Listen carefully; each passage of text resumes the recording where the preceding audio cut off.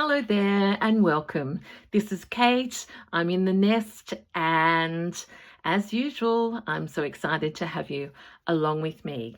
This video is part of a couple of my playlists and projects. I'm a multi project person and that way you never get bored.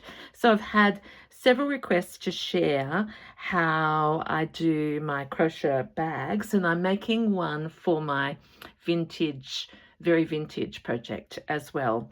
So I want to show you the progress on that, and I want to start with the things that I'm learning. So this is my, look at this. This is one of my very, very first nests and full to the brim of fabric that I have torn.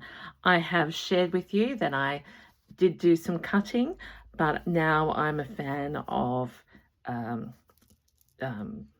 tearing. And in this, I am using not as many brights. And in fact, if I took those pinks and greens out, this color story here is my very, very vintage one. So always lots of things to do in whatever, story that you want. Oh, so lovely to come back and see this. Anyway, so today is about making a crochet strip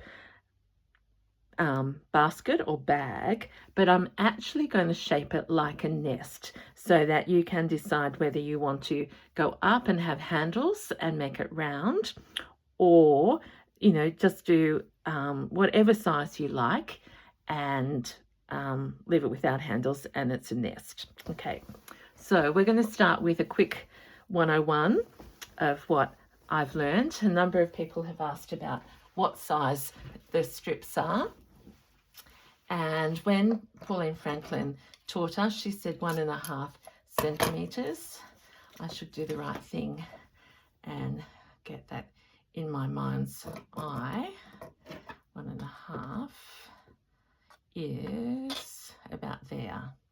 I tend to do them bigger than that, but the simple thing is that you just go toward the end, and when you get,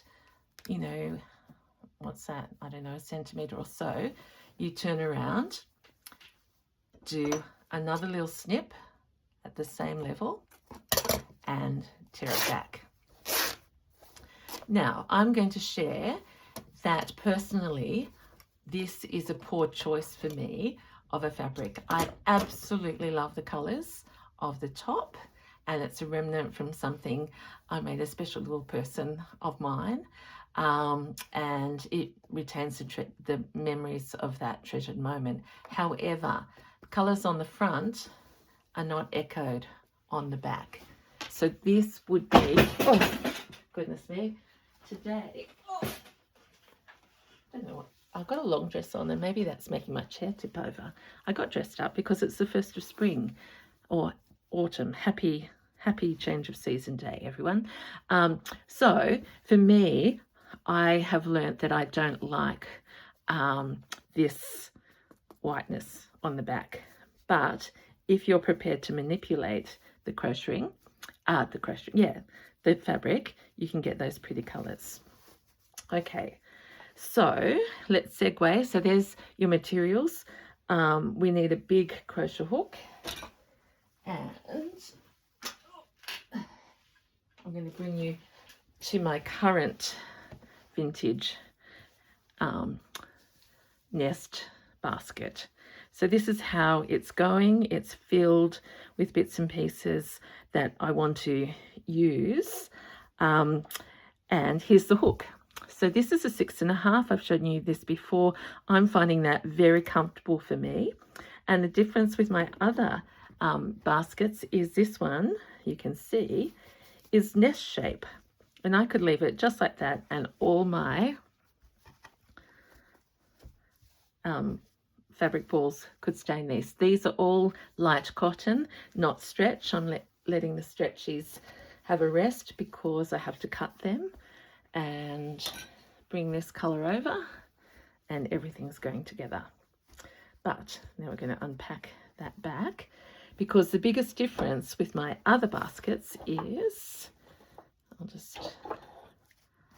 so much fun. It's like the useful box on Play School.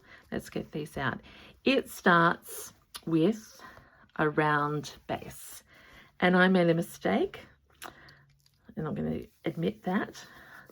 I have gathered all these blues and pinks that were just remnants from the sewing basket, etc. veneers that I've suddenly had to buy and collect for this project. And I thought to myself, it's not going to matter about the base, so start off with one colour. So this is the colour that I started off with, and I do feel some regret, but I'm not regretting because I'm learning. So here I did the circle in blue because I've shared with you, if it was a basket, one of the other shaped, you wouldn't see that base, it would be in. So it's something I'm trying to say is, if you're making a nest, you need to think about what's going to show. I've already got some plans for a doily and some stitching to go over that, and that will lessen that pop of blue. But I do love how it's coming up on the sides, and let's just do a little bit of that, and then if you stay with me, I'm going to show you how to actually make the base of this and get you started on a round one. And the next thing is I will do a other basket one. I've got a big shopping tote to make, but that's not part of my very vintage project. This is Kate's problem, too many things that she wants to do. Okay, I've used this and it came up like this, so I'm going to join this in. Just quick revision, if you've made these vessels before, you will know how addictive they are, and Missy has got her video up on YouTube now, so if you haven't watched that, can I just encourage you to go over to Missy Made This and have a look at her beautiful creations. Absolutely stunning. And Missy has a unique style, and she has admitted that she is already moving on to her next creations. We love them so much. So I'm going from a very thick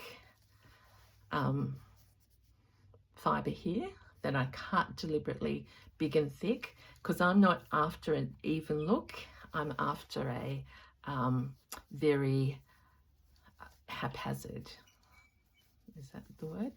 And see, already you can see that this just slips through, and I can deliberately make this stitch longer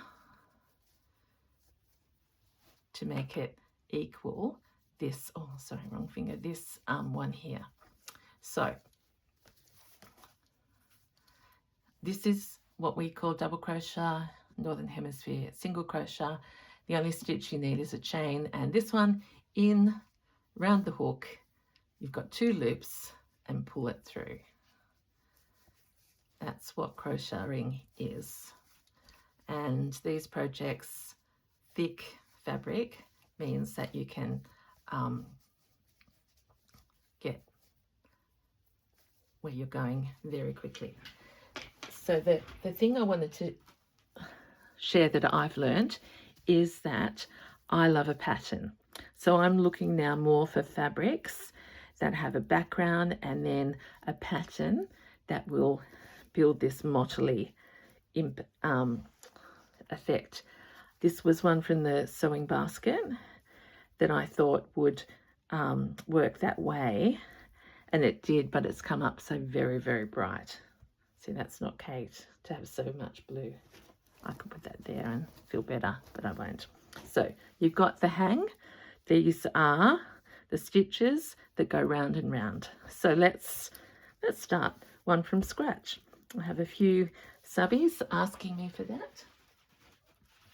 And I'm going to teach you how to do a round base this time. and then next time we'll do the long shopping tote, and same as the pouches. Okay, so there's a simple secret in getting your base to lay flat.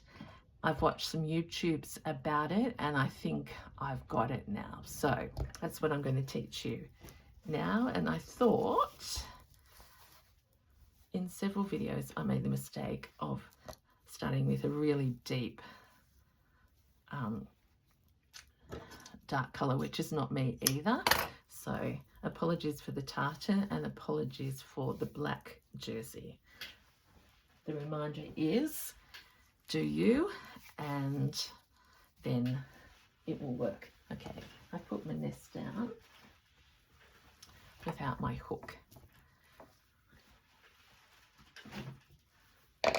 So I'm hoping you are all well and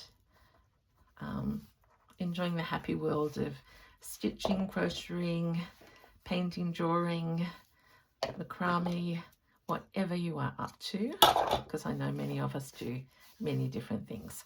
Okay, we are going to start with a magic circle. This is a little light cotton, and you can see I've chosen this because it has the pops of bright, and you can still see the pattern on the back.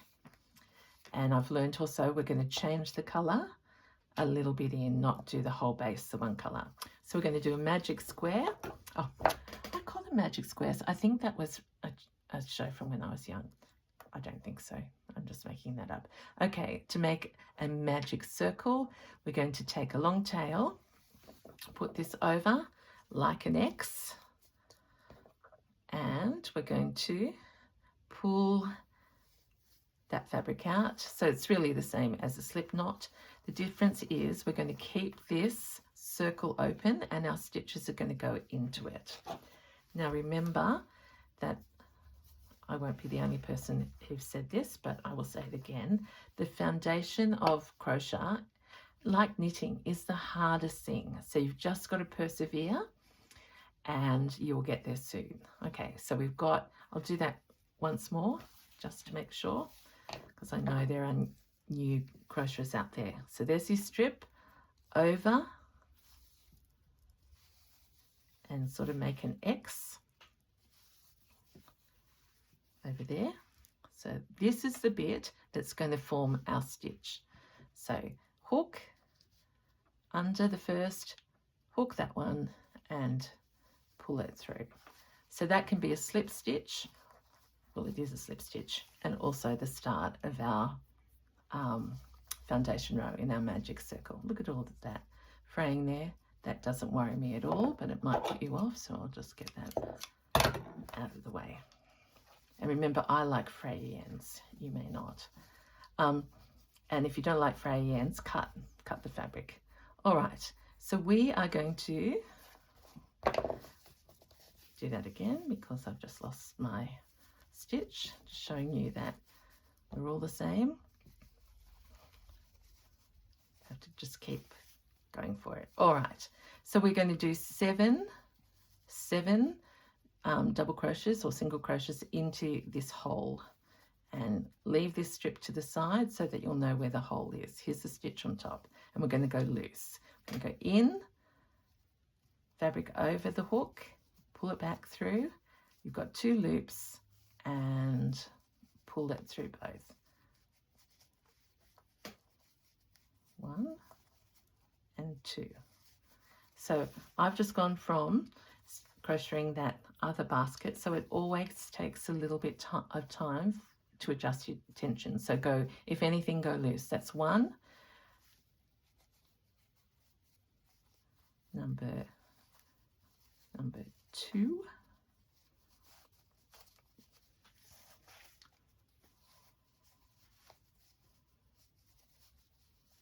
Oh, it's not easy, but it'll be worth it. That's 2 stitches into the circle. Here's number 3, already getting easier. Round the hook and through the 2 loops. So that's 3, and I'm just going to pull this is your circle. That always tightens it up. So we've got 3 stitches so far. We need 7.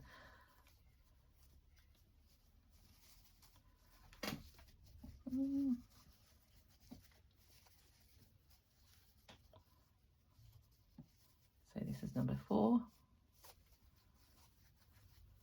number 5,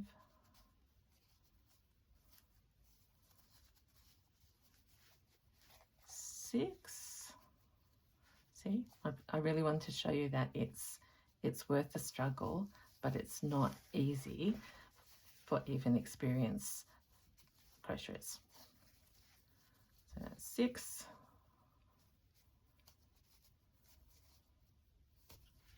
Okay, and let's pull that tight again. And we just have 1 more stitch to do into the circle, and we'll be where we want to be to start it off. Number 7.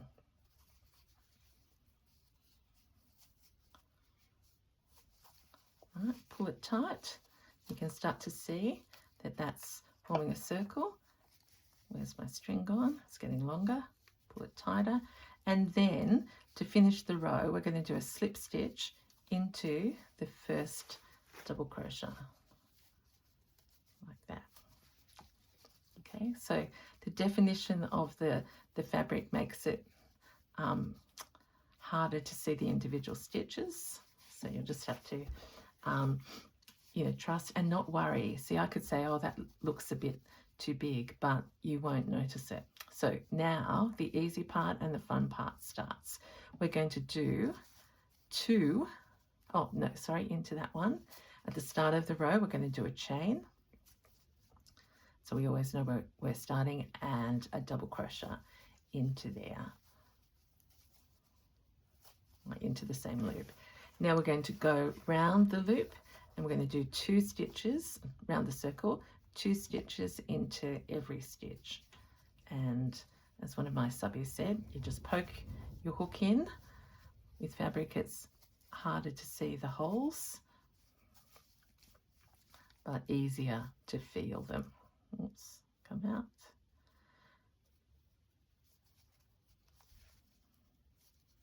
I better just do that one again because I don't want to lead you astray.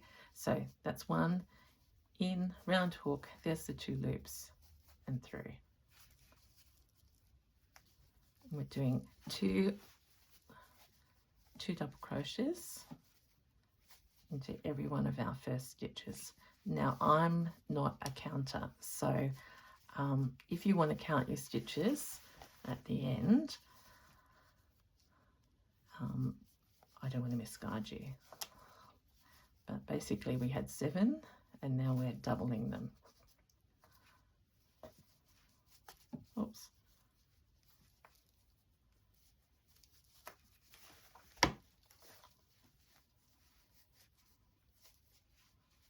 And where's the next one there?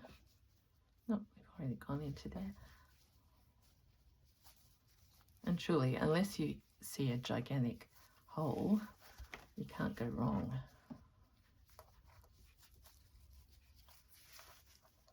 So we're making a spiral. We're coming round to where we started.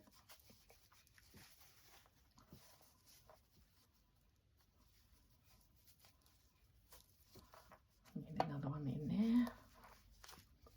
And see, again, for some of you will go, that's crazy, I don't like that, I've snipped it off, but this is the join of the first end of the strip. So just pull it through, and remember, go looser rather than tighter. So there's 2 into there, we need 2 into here.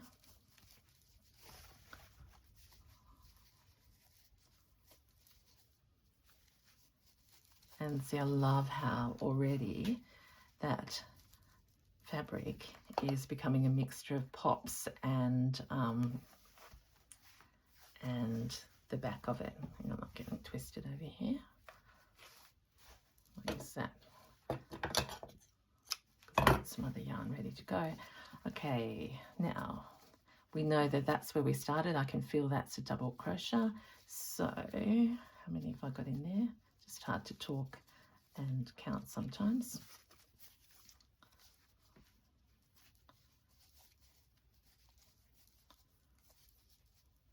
But this is truly a very relaxing sit in front of YouTube or Netflix or TV or whatever you like to use project, because now we are absolutely going to have fun. Oops, see if I can get that through. Let me just check again. So that stitch is a bit tight, that's why it's, but the perseverance is worth it. Okay, so just a slip stitch there. So we've done 2 rows now. We've got our 7, and I could tighten that up again with my, if I wanted, so you didn't even see the circle. We've got 7 double crochet.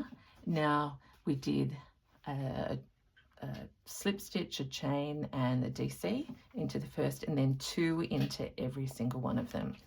So because this is the start of a row, here we go again. It's pretty simple. Slip stitch to join the row up, 1 chain and another double crochet into that same space. All right, now this is the secret to keeping your increasing flat, and you can go out as large as you want or keep it as small. The thing that keeps it flat is increasing, and you need a pattern that gradually spaces out the 2 double crochets together. So on this row, we are going to do 1 double crochet just by itself, a single one. And then in the next stitch, we're going to do 2. So there's maths involved in it. And if you're patient with me, you will get the pattern. So arguing with that other cotton, it obviously wants to be the next one. So we started off, we did 1 single, now we've done 2. To keep it flat, because we're going around a corner or a circle, we're going to do a single now. And then in the next stitch, I can hear you saying, Kate, we're going to do 2. And the moment you stop increasing, it's just going to go straight up in the air. So if you wanted this to be the cover of a teapot or something, or a flower pot, someone said they were going to make those, you would stop increasing. Now Kate was just talking too much. That's 2. Okay, so now it's a single.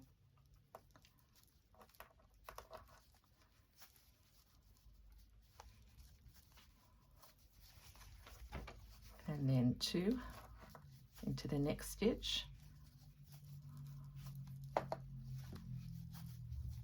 Now there's bright poppies on the outside, which is great. So that's 2 into there. Now a single.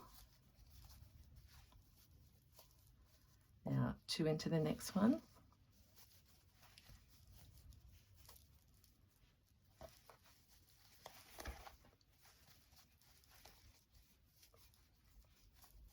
And then 1. Now you can buy little crochet stitch markers if you are worried about where to, where to see the beginning of the row, but I can see it over there. So I've just got to get round to there. So that was a single. I'll go faster. And I'm sorry if you know to do this, but I just think for those who are having a revision or keen to move from the other style pouches and baskets to ones in the round. This is, so 2 into there I've just done, 1 into the next, 2,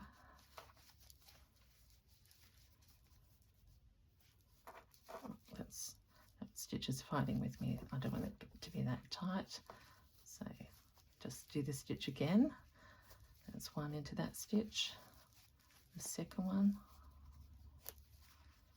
and now 1. Okay, and we are back round to where we started. So we've done our 7 crochets, we've done 2 double crochets into each stitch, and now we've done a single and then a double all the way around. So we're going to slip stitch. We can see this stitch over here.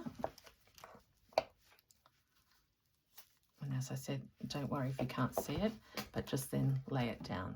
So I can see I'm a bit tight there, but the impression. Okay, so stay with me, and we're going to change colour as well as do the next row, because this is the secret. Chain back into that same hole.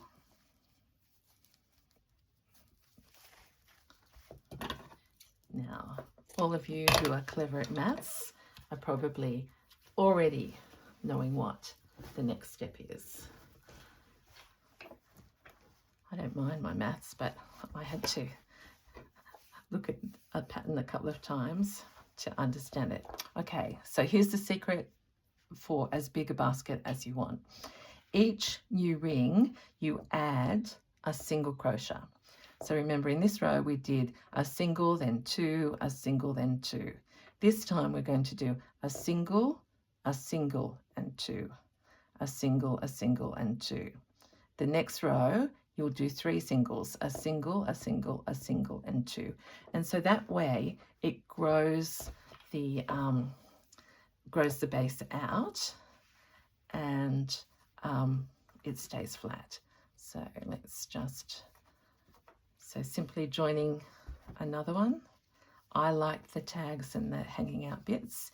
If you don't, you just crochet them in as you go, and I will. So that's 1 single. I'll just crochet these in. Oh, see, this is a different feel of fabric, so it's just natural that happens. Do not give up. So that's 2 singles. Right, so there's 1, there's 2, and now into the next one we're going to do 2 into the same stitch, like that.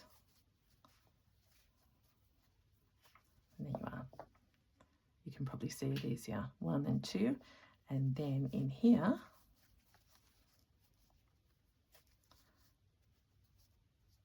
was I just talking too much that I forgot? Yes, I was. So this is why I like crocheting. There's 1 stitch into a stitch, another one, and then into this next stitch we need to do 2.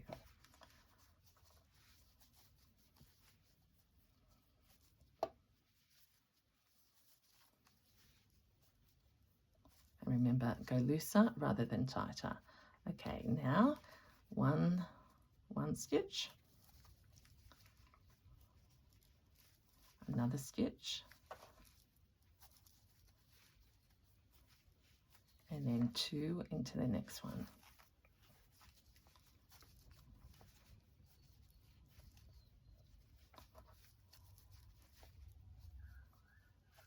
Okay, so there's the double into the 1 stitch, 1, 2, and then a double,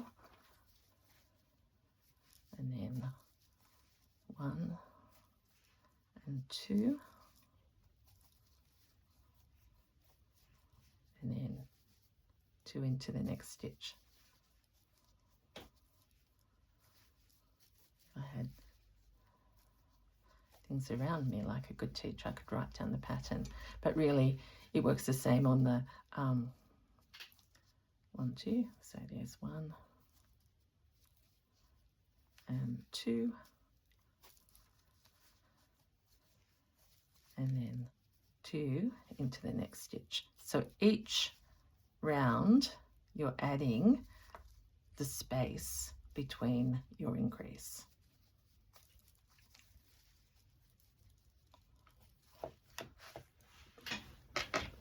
Okay. Oh gosh, sorry everyone, that you would have got a shock then. I don't know what is happening to my chair today. Maybe it's saying get a new one, Kate. So there we are. We've got it pulled tight now in the base, and we're starting to add these colors. So let's get the this one up for you and show you that here I went out 10 rows before I said that that was enough. And once you decide to stop the increase, and I just tallied it on the table beside me, you know, so here's 2, 2 into each stitch, here's 2 and 1, here's 2 and 1, 1, 1, etc., so that I could remember. It's not the end of the world, but once you get to slipping stitch however far you have gone out, then it is time to stop slipping stitching and just go round and round and round and round. So the beauty of this now is that I don't have to count anything. I just have to crochet my stitches. So I hope that has been useful to you. I'm going to continue to share because I'm learning with you. So my encouragement is to think about how you want your fabrics to look at the front and the back. But see, so this here was pink and white spots. It's come up virtually as plain pink now. So I, because I'm getting bolder and understanding it better, will follow it with a little bit of green, but not too much, because this is why experimenting is good. This green comes out quite poppy green. And in my vintage head, I've got a combination of pinks, blue pastels, and green pastels. And have I got a new? Yep, so, you know, the most unlikely things end up working. That there from the sewing basket is what has created this amazingly effective, well, what I call. So that one will go there. And then I've found this, which is cream and blue, but it not as bright as this blue, so muted. It doesn't have the pattern showing well on the back, but I'm going to quite consciously do that to it. So I'm hoping that that has been useful. As I've said 100 times over, it's addictive. They are joyful. We are upcycling fabrics, and if you have a larder cover now, not a larder cover, what do I call it? I don't know, but my cupboard where I used to keep all my sheets, I am now regretting donating them to the Oppie Shoppies, because I might need to, I haven't done it recently, might have to buy them back, because as Missy says in her video, the sheets give you such joy, and instead of going into landfill, here we are making another story. So happy spring, happy autumn. Thank you so much for your company. Every one of you is a blessing to me. And just, yeah, just keep sharing with me what you're up to, and I'll keep making. So until next time, this is Kate in the Nest saying bye for now.